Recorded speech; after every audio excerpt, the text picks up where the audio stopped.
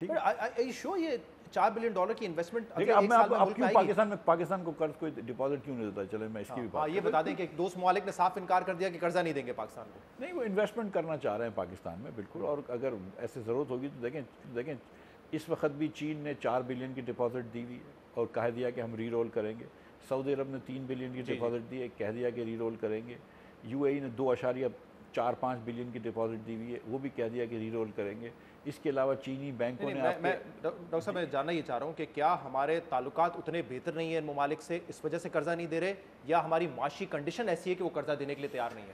نہیں، I think کہ ہم اتنے چینج نہیں ہوئے، ہم تو اسی صدی میں ہیں جس پرانے دور میں تھے. یہ ممالک کافی چینج ہو گئے ہیں، انہوں نے اپنی اور مزید رولز ان کے چینج ہو گئے ہیں. تو ان کی اب یہ ہو گیا ہے کہ اگر ان کو ڈپازٹ ڈالنی ہے کہیں پر یا ڈالنا ہے یا کوئی انویسٹمنٹ کرنا ہے تو وہ انسٹرومنٹ وہ کہتے ہیں کہ ہم کو AAA انسٹرومنٹ. پاکستان کے لیے اس سے بہتر بات ہو نہیں سکتی اگر ہم یہ انویسٹمنٹ کے دروازے کھولیں رادر دین کہ ہم ان سے جا کے ہمیشہ پیسے مانگتے رہیں، قرضہ مانگتے رہیں. جی تو امید کرتے ہیں یہ مٹیریلائز ہوگا.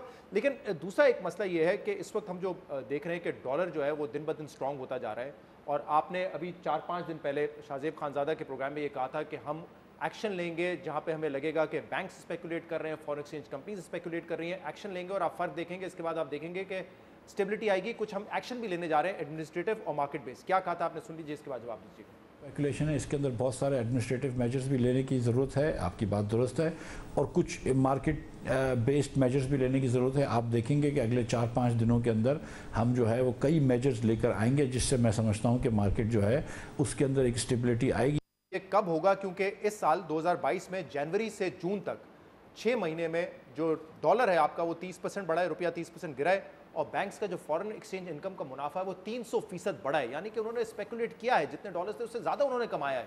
تو کچھ نہ کچھ تو ہو رہا ہے نا گڑبڑ. اس میں دو الگ باتیں ہیں اگر اس کو سیپریٹ کر لیں. ایک تو یہ بات کر رہے ہیں کہ جو بینکوں نے پیسے کمائے ہیں فورن ایکسچینج اسپیکولیشن کے اندر، یعنی کہ جب وہ ان پرٹیکولر جب کمپنیز LCs اپنی ریٹائر کرنے کے لیے بینکوں سے ڈالر خریدتی تھی تو بینکوں نے بہت مہنگا ڈالر بیچا. ایک تو یہ بات ہے. اس کے لیے اسٹیٹ بینک نے 8 بینکوں کو شو کاز نوٹس دیا ہوا ہے.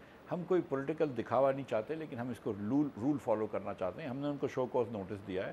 ہم نے یہ دیکھا ہے کہ اگر انہوں نے مارکیٹ سے مہنگا بیچا ہے 5%, 10%, تو ان سے پوچھا بھی تم نے کیوں مہنگا بیچا ہے, تو وہ جواب دیں گے. اس کے بعد ہم اس کے اوپر ایکشن لیں گے اور آپ دیکھیں گے کہ جو بینکس گلٹی ہوئے ہوں گے. اس لیے پچھلی مرتبہ جب اسپیکولیشن ہو رہی تھی تو بہت ہوا تھا, اس بار اتنی کمپلین نہیں آئی کیونکہ بینکس اب ڈر گئے ہیں. اور جو بینکس گلٹی ہوں گے, مجھے ابھی میں ادھر راستے میں تھا, میں آپ کو بتاؤں تو ایک بینک کے صدر نے مجھے لکھا ہے کہ یار میں اسٹیٹ بینک بہت پریشان کر رہی ہے, مجھے بچائیں. لیکن میں بالکل میری وجہ سے ہی پریشان کر رہی ہے اسٹیٹ بینک, کیونکہ پرائم منسٹر صاحب کا یہ حکم ہے اسٹیٹ بینک کو کہ آپ بالکل ان کی خبر لیں اور ان کو آپ نہ چھوڑیں جو انہوں نے بینکوں نے کیا. تو یہ تو ایک الگ بات ہو گئی. 8 بینکوں کو ہم نے شو کاز نوٹس دیے اور ہم سبسٹینشیل پیسوں کی پینلٹی دیں گے ان کو, ٹھیک ہے. نمبر 1. اب آئیے آپ کے ڈالر جو بڑھ رہا ہے اس کا ہم کیا کر سکتے ہیں, اس کے بارے میں کیا آپشن لیتے ہیں. تو دیکھیں ایک بات تو میں بتاؤں کہ ڈالر بڑھتا ہے اور یا کم ہوتا ہے ایک نیچرل ڈیمانڈ کے حساب سے. ڈیمانڈ بڑھتی ہے تو ڈالر بڑھتا ہے, ڈیمانڈ کم ہوتی ہے تو ڈالر کم ہوتا ہے. ہم نے کوشش کی کہ امپورٹ کم کر لیا اور اللہ کی مہربانی سے ہم سکسیسفل ہو گئے امپورٹ کم کرنے میں.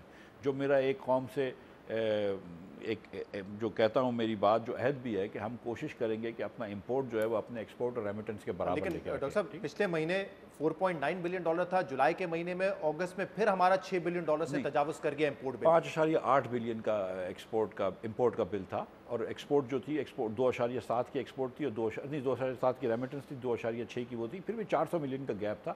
اس کو ہم اور بھی کم کریں گے انشاءاللہ, ٹھیک ہے. ایک مطلب it will take me a little while but میں آئی گیٹ دیئر. اب جو اس کے بعد پھر فلڈز بھی آ گئے. میں ابھی بھی آپ سے یہ بتا رہا ہوں کہ فلڈز آنے کی وجہ سے ہم بالکل غریب لوگوں کے اوپر پیسہ خرچ کر رہے ہیں. آج مجھے پرائم منسٹر صاحب نے آرڈر دیا ہے کہ میں NDMA کو 5 بلین اور دو, اور مجھے شام تک بتاؤ, وہ ابھی لندن جا رہے ہیں کہ تم نے 5 بلین بڑھا دیے کہ نہیں دیے.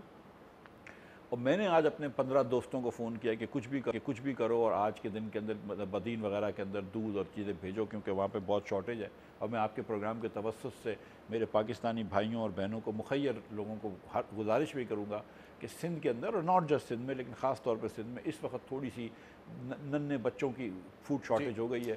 تو جو بھی دودھ وغیرہ دے سکتے ہیں, جو